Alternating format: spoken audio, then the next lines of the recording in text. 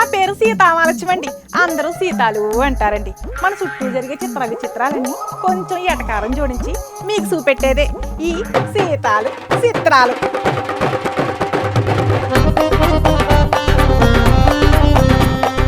Hi, నమస్కారం అండి. నేనండి సీతాలనండి. మొన్న మా మేనమామ కూతురు పెళ్లికి వెళ్ళాను కదండి. పెళ్లి చాలా బాగా చేశారండి బాబు. సినిమాలో హీరో హీరోయిన్ లాగా ఉన్నారండి పెళ్లి కొడుకు పెళ్లి కూతురు. అంతా దీని మహిమ అనుకోండి. ఆకాశం అంత పందిరి భూదేవంత పీటల మీద చేస్తామంటారు కదా, అట్ట చేశారండి బాబోయ్. బాబోయ్ బాగా బాడైపోతున్నాను అనుకుంటారో ఏమో, ఇంక దాపేద్దాం.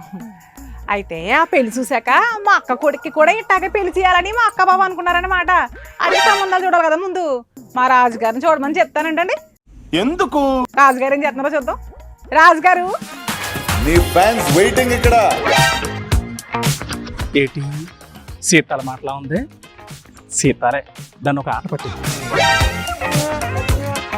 హలో వెంకట్రావు, ఎట్టా ఉన్నావురా?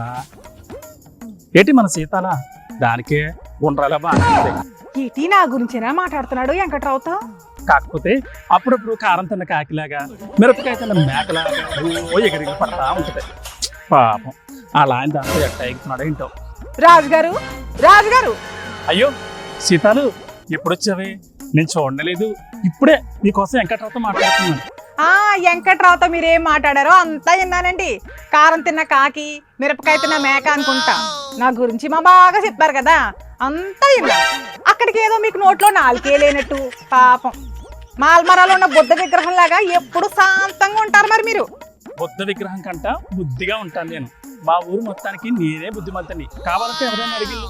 బాబు బుద్ధిమంతుడైన రాజుగారు, నేను మీతో వాదించలేను కానీ నా గురించి వెంకట్రావుతో ఎందుకట్టా చెప్పారో చెప్పండి ముందు ఇప్పుడు. అయ్యో, నిన్ను ఏడిపించడానికి అట్ట నాటమాడని సీతాలు. నీ గురించి ఎవరికి ఏం చెప్పలేదమ్మా. నువ్వు చాలా బుద్ధిమంతురాలే. కావాలంటే ఫోన్ చూడు. అవును నిజమే. రాజుగారు మీకు ఎప్పుడు నన్ను ఆట పట్టించడమే పని అయిపోయిందండి. సరే సర్లే, ఇంతకీ నాతో పని ఉంది నీకు? అదా, మా అక్క కొడుక్కి పెళ్లి సంబంధాలు చూడమన్నారు. మీ ఊళ్ళో ఏమైనా సంబంధాలు ఉన్నాయేమో చూసి పెడతారని. పుణ్యం ఉంటుంది, చూసి పెట్టచ్చు కదా. ఓ అలాగా, సర్లే చూద్దాం. దానికి ఏముంది, మా ఊళ్ళో ఉన్నాయి, పక్క ఊళ్ళో కూడా ఉన్నాయి. అవునా? అయితే మీకు తెలిసిన వాళ్ళు ఎవరైనా ఉంటే ముందు వాళ్ళు వివరాలు చెప్పండి. అలాగలాగే. ఇంతకీ కట్నకాంతి గురించి ఏమనుకుంటున్నారు?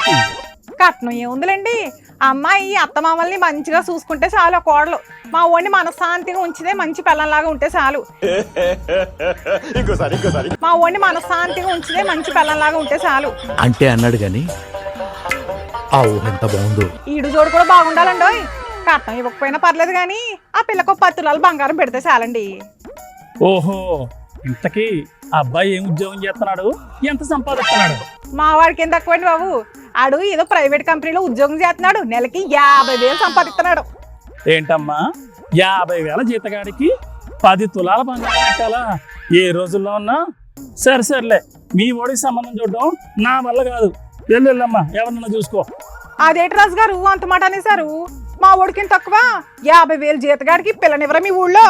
మా ఊళ్ళోనే కాదు, ఏ ఊళ్ళోనే ఎవరో. ఇప్పుడు అమ్మాయిల కోరికలు ఎట్టా ఉన్నాయో తెలుసా?